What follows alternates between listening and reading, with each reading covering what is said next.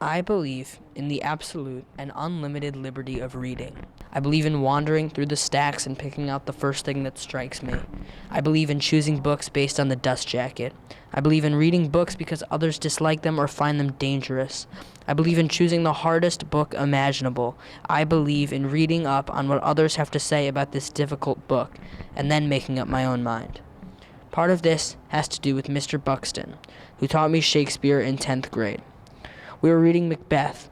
Mr. Buxton, who probably had better things to do, nonetheless agreed to meet one night to go over the text, line by line.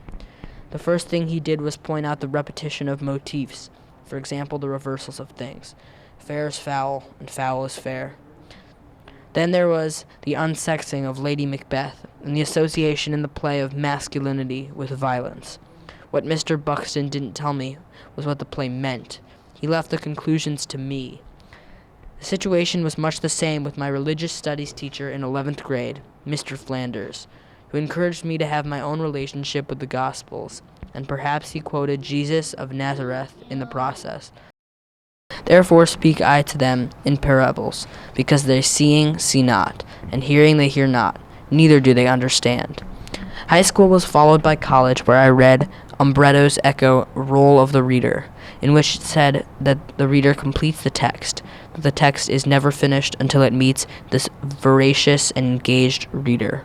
The open texts, Eco called them. In college, I read some of the great Europeans and Latin Americans, Borges, Kafka, Genet, Beckett, Etrad, Proust, open text all.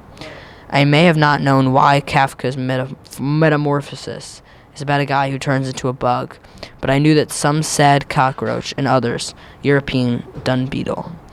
There are those critics, of course, who insist that there are right and wrong ways to read books.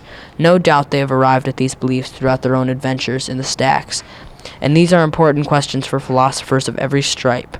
And yet I know only what joy and enthusiasm about reading has taught me, in bookstores new and used. I believe there is not now and never will be an authority who can tell me how to interpret, how to read, how to find the pearl of literary meaning in all cases.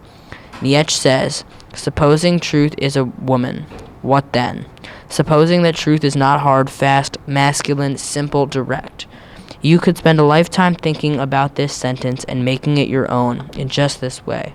I believe in the freedom to see literature, history, truth unfolding ahead of me like a book whose spine has just now been cracked.